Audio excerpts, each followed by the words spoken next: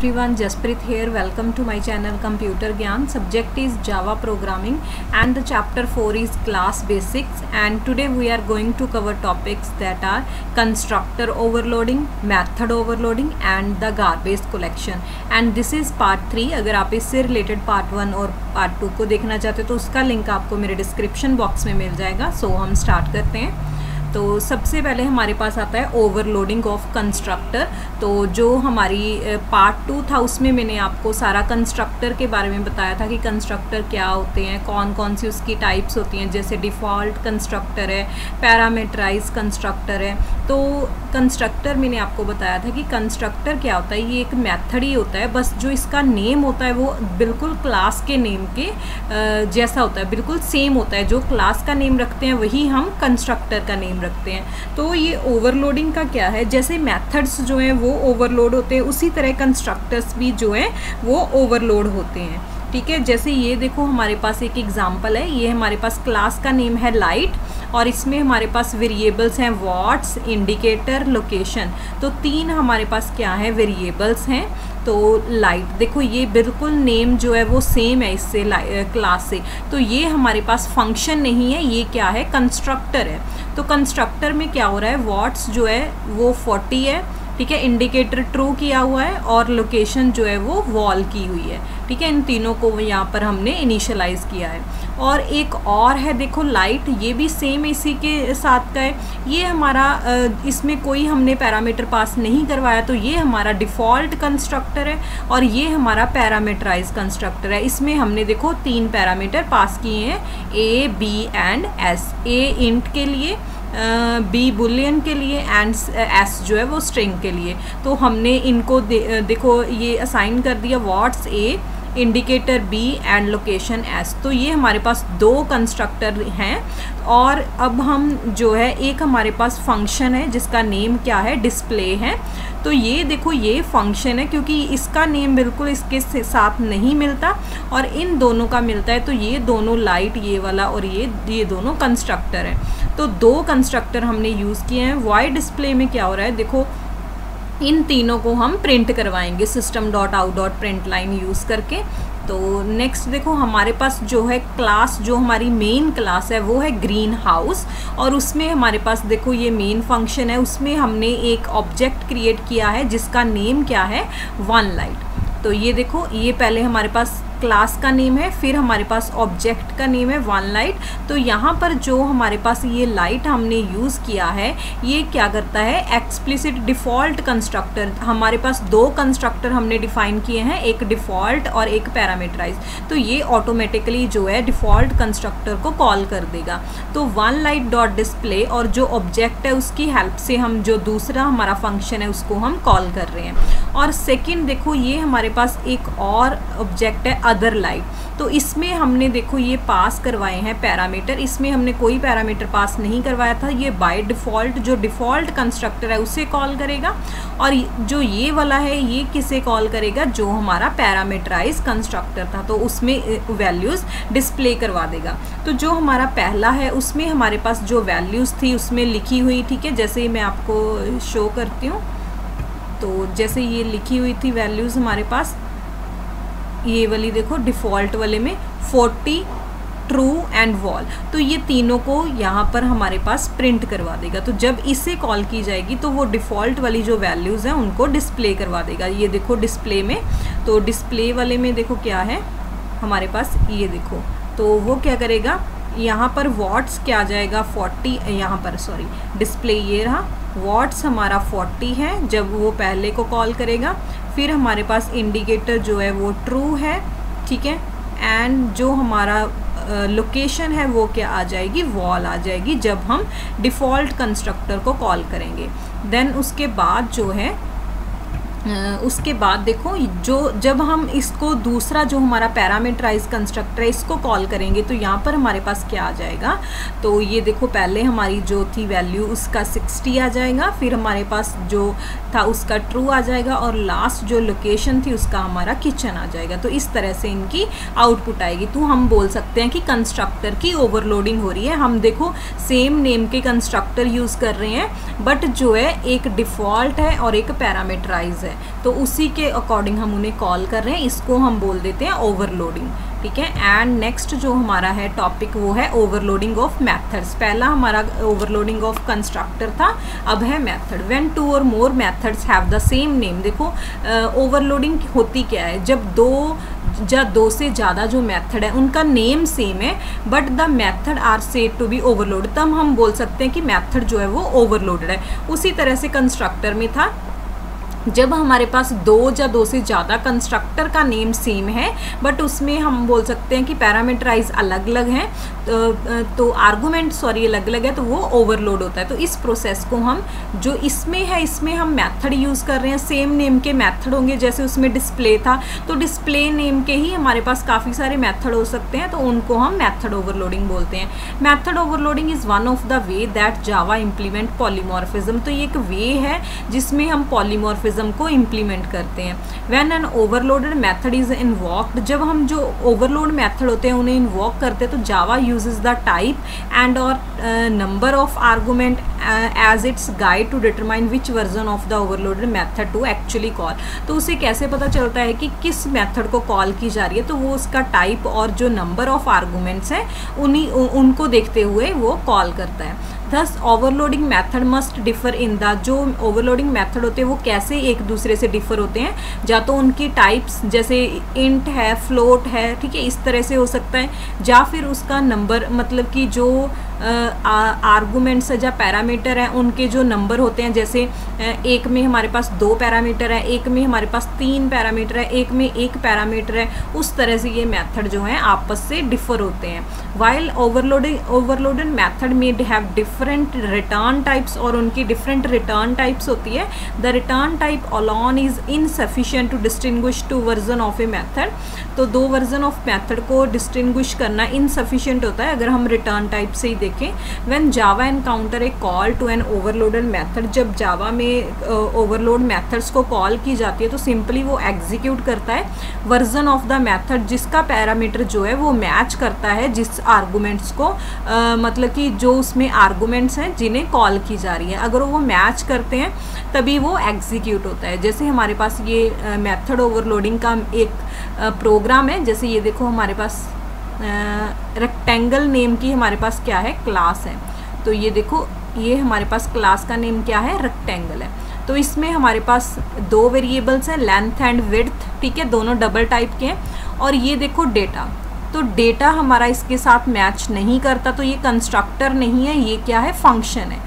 और ये देखो यहाँ पर भी डेटा है, यहाँ पर भी डेटा है, तो हमने एक सेम नेम का जो है फंक्शन यूज़ किया है बट उसमें पैरामीटर अलग अलग है। देखो इसमें 2 पैरामीटर है, इसमें एक सिंगल पैरामीटर है, तो इसको हम बोल देते हैं ओवरलोडिंग, कि हम जो फंक्शन का नेम है वो तो सेम यूज़ कर रहे हैं बट पैरामीटर अलग अलग हैं, तो उन्हें हम मेथड ओवरलोडिंग बोल देते हैं। जैसे इसमें क्या है, जो हमारे पास 2 है, इसमें लेंथ ए आ जाएगी और विड्थ जो है वो बी आ जाएगी।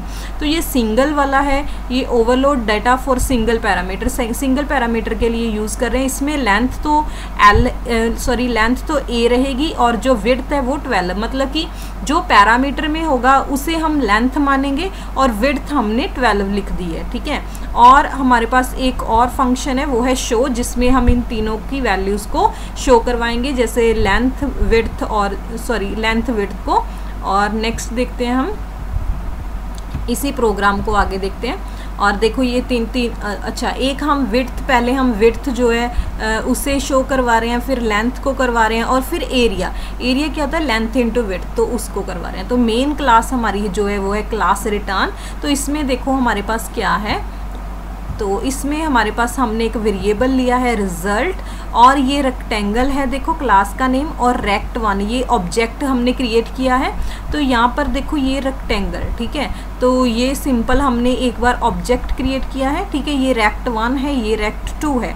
और यहाँ पर देखो, यहाँ पर हम इसीलिए नहीं कॉल कर रहे क्योंकि यहाँ पर हम कंस्ट्रक्टर की बात नहीं कर रहे, सिंपल मेथड ओवरलोडिंग की बात कर रहे हैं। तो इसी तरह से हम ऑब्जेक्ट जो है उन्हें क्रिएट करते हैं, ठीक है। पहले क्लास का नेम होता है, फिर ऑब्जेक्ट का नेम होता है इक्वल्स टू न्यू, फिर क्लास का नेम होता है। और जो हमारे पास रेक्ट1 है, ये ऑब्जेक्ट की हेल्प से हम क्या कर रहे हैं, तो इस ऑब्जेक्ट की हेल्प से हम क्या कर रहे हैं, देखो 20 और 30, तो ये किसे कॉल कर रहा है, जिसमें हमारे पास 2 पैरामीटर है, तो उसमें हमारे पास लेंथ 20, तो लेंथ 20 आ जाएगी और विड्थ जो है वो 30 आ जाएगी। तो शो में क्या वो शो कराएगा, देखो ये वाले में क्या था, लेंथ हमारी आ गई हमारे पास वहाँ पर 20 आ जाएगा, जो विड्थ है वो 30 आ जाएगी, और यहाँ पर हमारा 20 × 30 कितना आ जाएगा, 600 हमारे पास आउटपुट में आ जाएगा। और सेकंड जो है, हम जो ऑब्जेक्ट सेकंड है उसकी हेल्प से हम जो दूसरा हमारा मेथड था उसे कॉल कर रहे हैं, जिसमें हमारे पास लेंथ जो है वो 20 आ गई, और जो हमारे पास विड्थ थी वो हमने सॉरी ब्रेड्थ थी वो हमने देखो ये ऑटोमेटिकली दी हुई है 12, तो ये 12 है, तो लेंथ हमारे पास 20 है, इन दोनों का इनटू हमारे पास आ जाएगा, तो वो हमारे पास क्या आ जाएगा, ये थर्ड प्रिंट करवा देगा दोनों का एरिया, लेंथ इनटू ब्रेड्थ। जैसे ये देखो लेंथ हमारे पास कितनी है, ऑलरेडी 20 दी हुई है, तो लेंथ हमारी 20 प्रिंट करवा देगा, और विड्थ हमारी यहाँ पर देखो सॉरी विड्थ हमारी वहाँ पर हमने ऑटोमेटिकली पहले लिख दी है, सिंगल पैरामीटर में 12 आ गई, और जो इसमें है एरिया में क्या आ जाएगा, इन दोनों का इनटू आ जाएगा, तो कितना आ जाएगा 240, तो यहाँ पर 240, तो इसमें जो है 2 ये शो करवा देगा। तो नेक्स्ट टॉपिक हमारा है गार्बेज कलेक्शन। तो गार्बेज कलेक्शन में क्या होता है, ये हम मोस्टली जो हमारे पास मेमोरी है, ठीक है, किसी डेटा को मेमोरी एलोकेट करनी, डी एलोकेट करनी, उसके लिए हम यूज़ करते हैं। तो इसमें हम जावा में देखते हैं गार्बेज कलेक्शन का क्या है। Objects are dynamically allocated by using the new operator. हमारे पास ये ऑपरेटर होता है न्यू, इसी की हेल्प से हम जो है ऑब्जेक्ट्स को डायनामिकली एलोकेट कर देते हैं, ठीक है। You might be wondered how such objects are destroyed and their memory released for later reallocation. तो यहाँ पर हमारे पास क्या है, जो ऑब्जेक्ट्स हैं जो डिस्ट्रॉय हो गए हैं और उनकी जो मेमोरी है उसे हम बाद में री-एलोकेट कर देते हैं। तो इन सम लैंग्वेज जैसे C++ है, dynamically allocated object must be manually released by use of a delete operator. तो जैसे C++ में था, उसमें क्या था, अगर हमने किसी ऑब्जेक्ट को मेमोरी एलोकेट की है, ठीक है, न्यू ऑपरेटर की हेल्प से, अगर हमने उसको मेमोरी को रिलीज़ करना है तो हमें मैनुअली उसे डिलीट ऑपरेटर यूज़ करके उस ऑब्जेक्ट की मेमोरी को हमें रिलीज़ करना पड़ता था, ठीक है। Java takes a different approach, but Java में ऐसा नहीं है, इट हैंडल्स डी एलोकेशन। तो ये डी एलोकेशन को भी ऑटोमेटिकली ही हैंडल करती है।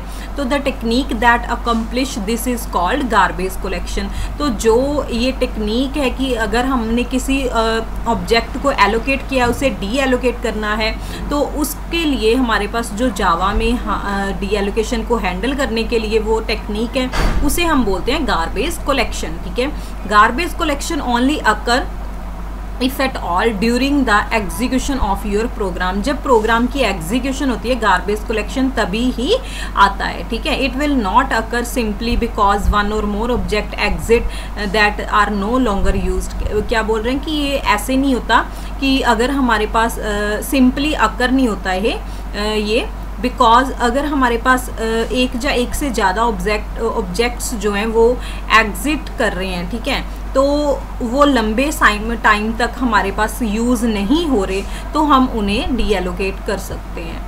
तो जैसे ये देखो हमारे पास एक फाइनलाइज मेथड हम यूज़ करते हैं। तो जो फाइनलाइज ये मेथड है, that object can use to release resource before they are destroyed.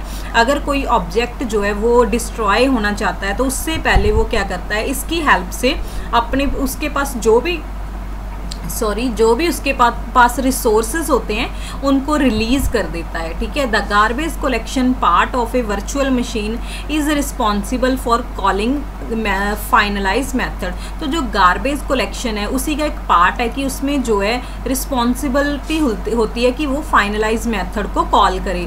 Object अगर कोई ऑब्जेक्ट रिमूव होना चाहता है या डिस्ट्रॉय होना चाहता है तो पहले वो फाइनलाइज मेथड को कॉल करे। This method is inherited from the object class. तो ये ऑब्जेक्ट क्लास से ही इनहेरिट होता है। To add a finalize method to a class, अगर आपने फाइनलाइज मेथड को क्लास में ऐड करना है तो यू सिंपली डिफाइन द, इस तरह से आप उस मेथड को डिफाइन करोगे।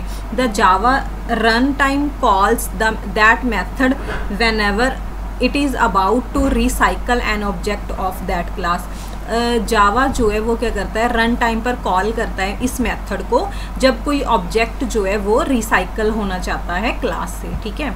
तो inside the finalize method you will specify those actions that must be performed before an object is destroyed. तो इसमें वो एक्शन परफॉर्म किए जाते हैं जो कोई ऑब्जेक्ट है वो डिस्ट्रॉय होने से पहले परफॉर्म करना चाहता है। The garbage collector runs periodically, ये पीरियोडिकली रन होता है, checking for object that are no longer referenced by any running state. ये चेक करता है कि कौन सा ऐसा मेथड है जो लंबे टाइम तक मतलब कि रनिंग स्टेट में नहीं है और या फिर indirectly through other referenced object, या फिर वो किसी और रेफरेंस ऑब्जेक्ट के से इनडायरेक्टली है। ठीक है, तो right before an assert is freed the Java run time call the finalize method on the object. तो यहाँ पर क्या होता है, जो जावा में रन टाइम पर फाइनलाइज मेथड को कॉल की जाती है, ठीक है, ऑब्जेक्ट की हेल्प से।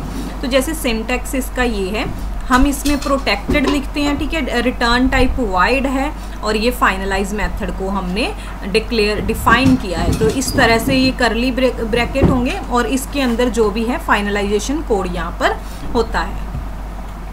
तो हमारा ये आज का टॉपिक और ये हमारा जो चैप्टर था पूरा क्लास बेसिक, ये कंप्लीट होता है। अगर आपको कोई भी डाउट है तो आप कमेंट सेशन में मुझे पूछ सकते हो।